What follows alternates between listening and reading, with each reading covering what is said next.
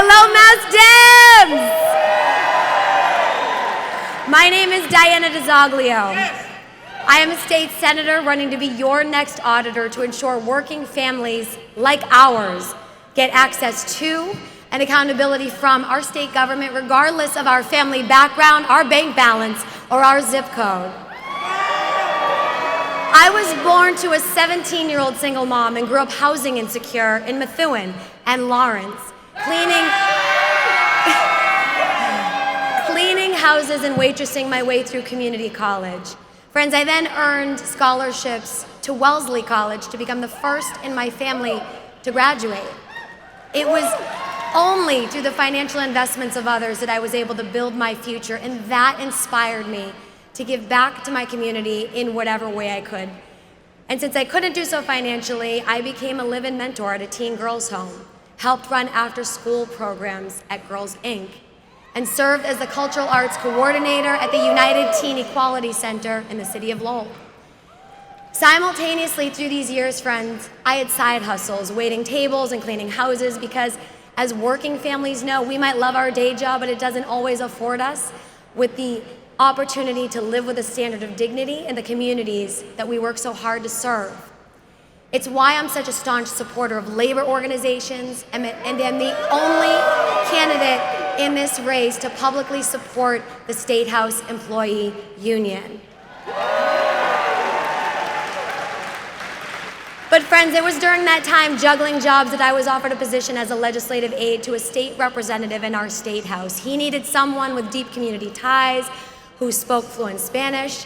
Y claro que aprendí cómo hablar en español para ayudar más familias en mi comunidad. Es muy importante. And I got the job, and I learned about all of the great things that our state legislature can do.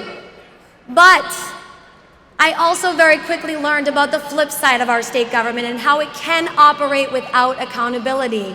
And many of you already know my story, but as a younger woman in my 20s, I was sexually harassed in our own House of Representatives and forced to sign, under duress, a taxpayer-funded non-disclosure agreement meant to stop me from talking about literally anything that I'd seen, witnessed, or experienced behind those closed doors on Beacon Hill among some of the most powerful politicians in Massachusetts.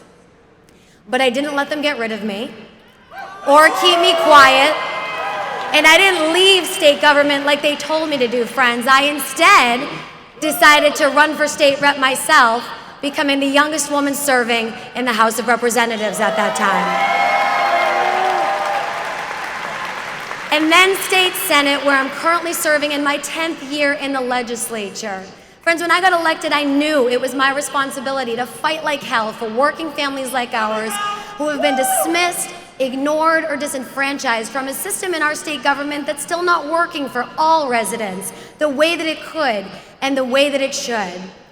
But friends, not everyone on Beacon Hill appreciates these calls for transparency, accountability, and equity. And unfortunately, those who want to protect the status quo continue to try to dismiss our calls for auditing the legislature, utilizing the full powers of the office, and investigating the abuse of taxpayer-funded NDAs, especially since those calls for change are coming from the youngest woman in the Senate. But friends, that's why I'm so proud and humbled to have received the support and the endorsement of Emily's List, who knows that now more than ever, we need women in office, and we need a woman in the auditor's office who is willing to stand up and speak out and take bold actions that will bring the work of this office to the next level.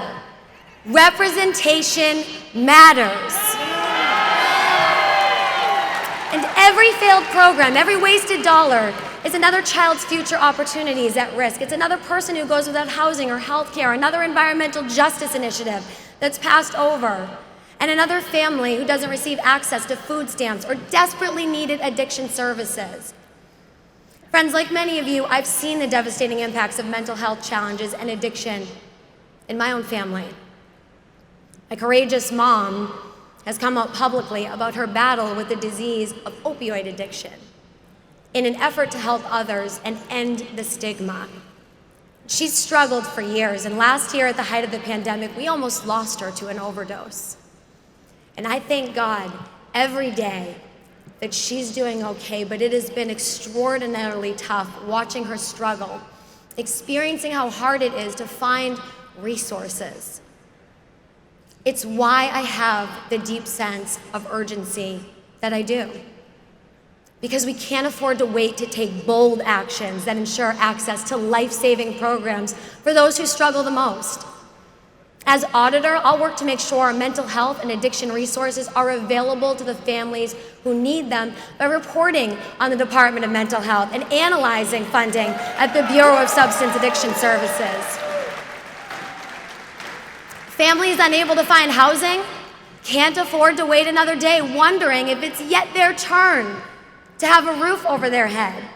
I'll fight for increased housing opportunities for all by actively analyzing and reporting on expenditures such as federal stimulus, ARPA, and other funds, as well as reporting on the Department of Housing and Community Development. Our children suffering abuse at the hands of those supposed to protect them need a powerful voice and advocate who will work relentlessly to make sure that our Department of Children and Families, Early Education and Care, and Youth Services are fully funded, receiving performance audits. We must ensure that our children are protected at all costs. And when it comes to environment, I'll bring the battle against climate change to the Auditor's Office, making sure Massachusetts is meeting the goals of the groundbreaking climate legislation that as a senator I voted for, while protecting environmental justice communities like the ones I grew up in, starting with a report on inequities in the Mass Save program. Friends, for as progressive and forward-thinking as we are here in Massachusetts, our state government continues to be ranked by most good government groups as the least transparent and accessible in the entire nation. We can and must do better, but in order to get there, friends, it's going to take bold and visionary leadership to bring the Auditor's Office to the next level. Working families like ours can't afford to wait for meaningful change. So please, join me in the fight for a more transparent, more accountable, more equitable state government as we work toward building a better future for all of us, regardless, again, of our family background, our bank balance, or our zip code. Once again, friends, my name is Diana DiZoglio, and I respectfully ask for your vote today. Thank you, Mass Dems!